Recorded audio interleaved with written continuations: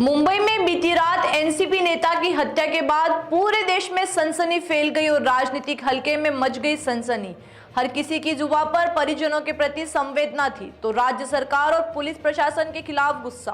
आखिर सरेराह एक नेता की हत्या कर दी जाती है और आरोपी पुलिस को दे डालते हैं एक बड़ी चुनौती। समर्थकों और प्रशंसकों में छा जाती है नाराजगी। आखिर बेटे के कार्यालय के बाहर अपराधी आते हैं और एनसीपी नेता पर बरसाने लगते हैं अंधाधुंध गोलियां। देखते हैं पूरा घटनाक्रम। मुंबई में बीती देर रात करीब 9:30 बजे सरेराह एनसीपी नेता बाबा सिद्दीकी की गोलियां मारकर हत्या कर दी गई। वे बांद्रा के खेर नगर स्थित बेटे जीशान के कार्यालय से निकल रहे थे। इसी दौरान ऑटो से आए 3 बदमाशों ने सिद्दीकी पर अंधाधुंध फायरिंग शुरू कर दी। बदमाशों ने 2 बंदूकों से 3 राउंड में 6 गोलियां दागी, जिसमें सिद्दीकी को 3 गोलियां लगी।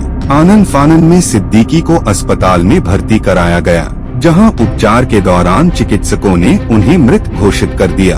Got to NHRC Emergency Medical Services at 9:30 p.m. on 12/10/24 in an unresponsive condition with no pulse, no blood pressure, recording no cardiac activity, with an history of gunshot wounds to the chest. He had lost a lot of blood and resuscitation as per standard protocol was initiated immediately. He was shifted to ICU where further attempts at revival were done.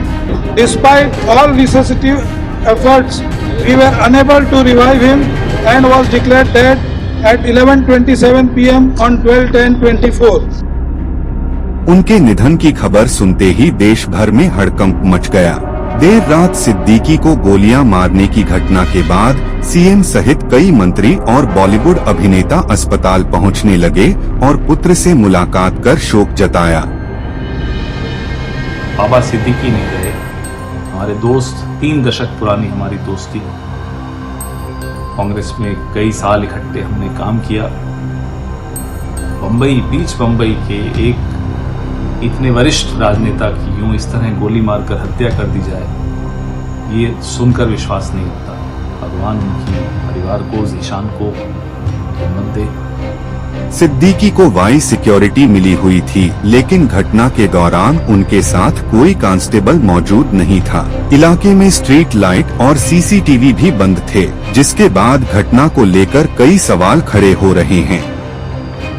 एकदम जो ये दर्दनाक घटना सामने आई है मुंबई को लेकर, यहाँ बाबा सिद्दीकी जी जो पूर्व मंत्री रह चुके हैं, 3 टर्म एमएलए रह चुके हैं, जिनके पास वाई सिक्योरिटी कैटेगरी की सुरक्षा थी, उनको दिन दहाड़े मुंबई में बांद्रा जैसे एरिया में उनको कॉन्ट्रैक्ट किलिंग के माध्यम से उनकी हत्या कर दी गई है। सवाल यही उठ रहे हैं कि आज मुंबई में कानून व्यवस्था कहाँ है। आज अगर एक सुरक्षित इंसान जो खुद एक नोन पर्सनैलिटी हैं, सोशल वर्कर रहे हैं, जिनके साथ वाइस कैटेगरी की सिक्योरिटी घूमती है, अगर उनके साथ इस तरीके की हत्या होती है तो प्रश्न चिन्ह उठता है कि आज आम जनता अपने आप को कितना सुरक्षित महसूस करती होगी। Mumbai had not witnessed since number of years the murder of any political leader. So the prime question is why the murder had occurred, who had committed. No doubt 2 suspects were apprehended by the mob on the spot, and I learned that the 3rd assailant ran away from the crime. But since it appears that some 10 to 15 days earlier, Baba Siddiki was given threats and therefore police had given protection to him. Now I don't know whether that threats has some connection with the yesterday's incident or not. But so far as I have conducted many criminal trials wherein some people are in habit to hold threats well in advance and later on they would like to achieve that object. The main object behind giving threats just to show the supremacy of a particular people who had held the threats to Baba Siddiki. Firing की जिम्मेदारी Lawrence Bishnoi gang ने ली है और police ने 3 आरोपियों में से 2 shooters 23 वर्षीय हरियाणा निवासी गुरमैल बलजीत सिंह और 19 वर्षीय यूपी निवासी धर्मराज राजेश कश्यप को गिरफ्तार कर लिया है। तीसरे शूटर्स यूपी निवासी शिव कुमार की तलाश जारी है। आरोपी पिछले 40 दिनों से सिद्दीकी और बेटे के ऑफिस के साथ घर की रैकी कर रहे थे। फायरिंग होने के चंद मिनट बाद ही पुलिस ने इसके पीछे गैंगस्टर लॉरेंस गैंग के शामिल होने की आशंका जताई थी। लॉरेंस गैंग का नाम सामने आने के बाद अभिनेता सलमान खान के बांद्रा स्थित गैलेक्सी अपार्टमेंट के बाहर भी सिक्योरिटी बढ़ा दी गई है। पुलिस की एक अतिरिक्त टीम घर के बाहर तैनात है। आपको बता दें कि लॉरेंस गैंग ने सलमान के घर के बाहर 14 अप्रैल को फायरिंग कराई थी। मुंबई के कपूर अस्पताल में बाबा सिद्दीकी का पोस्टमार्टम कराया गया। इस पूरी प्रक्रिया की वीडियोग्राफी भी कराई गई है, जिसके बाद सिद्दीकी का शव अंतिम दर्शन के लिए उनके आवास मकबा हाइट्स में रखा गया, जहां हजारों लोगों के साथ जनप्रतिनिधियों और बॉलीवुड कलाकारों ने और उनके खास दोस्तों ने बाबा सिद्दीकी को पुष्पांजलि अर्पित की। शाम 7 बजे मगरिब की नमाज के बाद रात 8:30 बजे मरीन लाइन्स स्टेशन के सामने स्थित कब्रिस्तान में राजकीय सम्मान के साथ बाबा सिद्दीकी की देह को सुपुर्द खाक कर दिया गया। देर रात हुई हत्या के बाद रविवार को मुंबई शहर में शोक की लहर रही, तो इस पूरे मामले ने सियासी रुख भी ले लिया। दिल्ली पुलिस ने हत्या की जांच के लिए अपनी स्पेशल टीम मुंबई भेजने की घोषणा की है, तो शिवसेना उद्धव ठाकरे और कांग्रेस ने राज्य सरकार को कानून व्यवस्था में फेल बताया है। कल जो हत्या हुई है बाबा सिद्दीकी, जो महाराष्ट्र के पूर्व मंत्री है, बहुत साल विधायक रहे, आज भी उनका बेटा विधायक है, शायद हमारे पार्टी में नहीं हो लेकिन हमारे साथी रहे, अच्छे आदमी थे, तो उनकी हत्या ऐसी तरह से होती है जिनको सिक्योरिटी है, वाई स्टेटस की सिक्योरिटी है, और उनकी हत्या होती है। उसका मतलब क्या है? हत्या का पीछे कारण कुछ भी हो, लेकिन हत्या हो गई है तो आपका फेल्योर है, मुख्यमंत्री का फेल्योर है। आपने जिस तरह से अपने पुलिस दल का गुनहगारीकरण किया है आपके स्वार्थ के लिए, कलेक्शन के लिए, हाँ, पुलिस का इस्तेमाल जिस तरह से होता है, तो ये उसका नतीजा है कि कानून का डर नहीं रहा, पुलिस का डर नहीं रहा। दिन दहाड़े कभी भी पब्लिक प्लेस पर हत्याएं होती जा रही है। उसमें आप राजनीतिक कार्यकर्ता, राजनीतिक नेता, मंत्री, विधायक भी नहीं छूट रहे।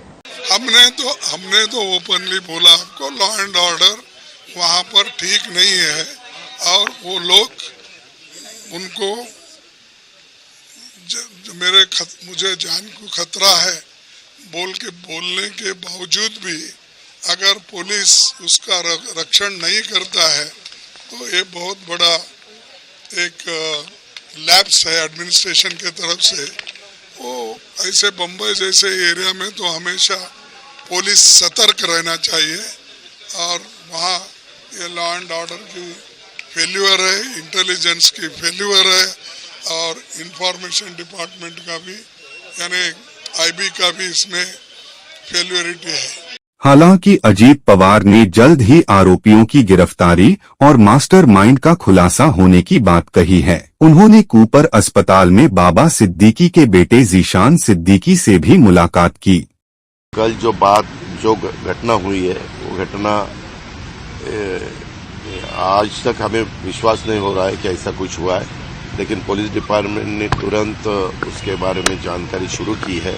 2 लोगों को उनके हाथ में लगे हैं, 2 लोग, और भी कुछ लोग हैं।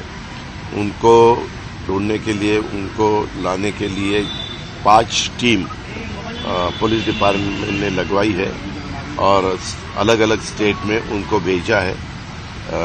सीएम साहब भी इसके ऊपर उनका ध्यान दे रहे हैं, खुद होम मिनिस्टर भी दे रहे हैं, और मेरा भी है, हमारे बाकी साथियों का भी है, और जल्द से जल्द पता चलेगा कि एग्जैक्ट ये सब करने का कारण क्या है, किसने ये सब सुपारी दी, किसने ये सब किया, इसके बारे में तुरंत नहीं, लेकिन 1-2 दिन में ही पता चलेगा, ऐसा मुझे विश्वास है। पुलिस के अनुसार घटना उस समय हुई जब पटाखों की आवाज का शोर था और दुर्गा विसर्जन जुलूस के दौरान पटाखे फोड़े जा रहे थे। आरोपियों ने इसी वक्त हमला किया। पटाखों की शोर के बीच हमलावरों ने सिद्दीकी पर गोली चलाई, जिससे फायरिंग की आवाज दब गई। फायरिंग के बाद तीनों हमलावर भाग गए, लेकिन 50 मीटर की दूरी पर भीड़ ने 2 आरोपियों को पकड़ लिया। एक आरोपी भागने में कामयाब रहा, जिसकी तलाश जारी है। बाबा सिद्दीकी का बांद्रा स्थित मकबा हाइट्स आवास, जहां हमेशा लोगों की भीड़ लगी रहती थी, लेकिन अब वहां भारी संख्या में पुलिस फोर्स तैनात और मातम पसरा नजर आया। आखिर कौन थे बाबा सिद्दीकी? बाबा सिद्दीकी बिहार में पटना के रहने वाले थे। 1956 में जन्मे सिद्दीकी ने मुंबई के MNK कॉलेज से B.Com किया है। उनके परिवार में पत्नी शहजीन सिद्दीकी और पुत्र जीशान सिद्दीकी के साथ एक पुत्री डॉक्टर अर्शिया सिद्दीकी भी है। महज 21 साल की एज में वे कांग्रेस में शामिल हो गए और 1980 में युवा कांग्रेस के बांद्रा तालुका के महासचिव बन गए। इसके अगले ही साल वे युवा कांग्रेस के बांद्रा तालुका के अध्यक्ष बनाए गए और 1988 में मुंबई युवा कांग्रेस के अध्यक्ष बनाए गए। 1992 में वे मुंबई नगर निगम में पार्षद, तो 1999 में बांद्रा वेस्ट से विधायक भी रहे। 2000 में महाराष्ट्र हाउसिंग बोर्ड के चेयरमैन और बांद्रा वेस्ट से 2004 में दूसरी बार और 2009 में तीसरी बार विधायक बने। 2004 से 2008 तक वे महाराष्ट्र सरकार में खाद्य एवं नागरिक आपूर्ति मंत्री भी रहे। 2019 से महाराष्ट्र कांग्रेस कमेटी के पार्लियामेंट बोर्ड के मेंबर सिद्दीकी 12 फरवरी 2024 को कांग्रेस छोड़ NCP में शामिल हो गए। बाबा सिद्दीकी पर 2000 से 2004 तक महाराष्ट्र हाउसिंग और एरिया डेवलपमेंट अथॉरिटी का चेयरमैन रहते हुए पद का गलत इस्तेमाल करने का आरोप था। बाबा सिद्दीकी का बॉलीवुड से भी गहरा नाता रहा है। सलमान खान के परिवार से उनका गहरा रिश्ता है, तो शाहरुख खान से भी उनकी बहुत गहरी दोस्ती रही है। न्यूज अफेयर के लिए डेस्क रिपोर्ट।